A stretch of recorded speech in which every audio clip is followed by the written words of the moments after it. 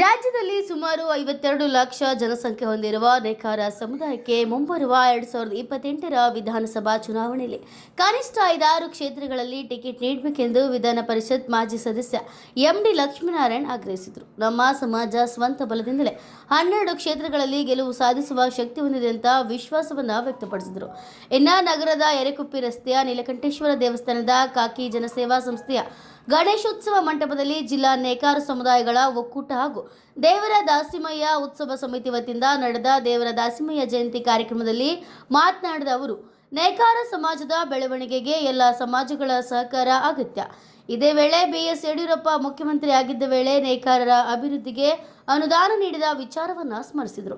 ಇನ್ನು ಕಾರ್ಯಕ್ರಮದಲ್ಲಿ ಮಾತನಾಡಿದ ಮಾಜಿ ಶಾಸಕ ಅರುಣ್ ಕುಮಾರ್ ಪೂಜಾರ್, ಯಡಿಯೂರಪ್ಪ ಅವರು ರೈತರು ಮತ್ತು ನೇಕಾರರನ್ನ ರಾಜ್ಯದ 2 ಕಣ್ಣುಗಳೆಂದು ಪರಿಗಣಿಸಿ ಉಚಿತ ವಿದ್ಯುತ್ ಸೇರಿದಂತೆ ಹಲವು ಯೋಜನೆಗಳನ್ನು ಜಾರಿಗೆ ತಂದಿದ್ರು ಎಂದರು. ಇತರ ವಕ್ತಾರರು ನೇಕಾರ ಸಮುದಾಯದ ಸಂಘಟನೆ ಮತ್ತು ಏಕತೆಯ ಅಗತ್ಯವನ್ನು ಒತ್ತಿ ಹೇಳಿದರು.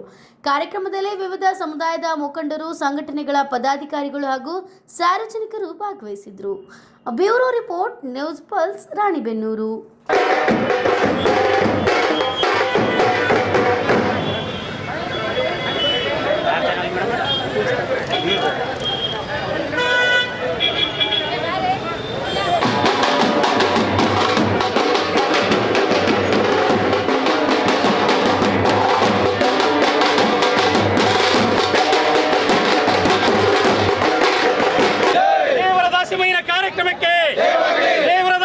ಕಾರ್ಯಕ್ರಮಕ್ಕೆ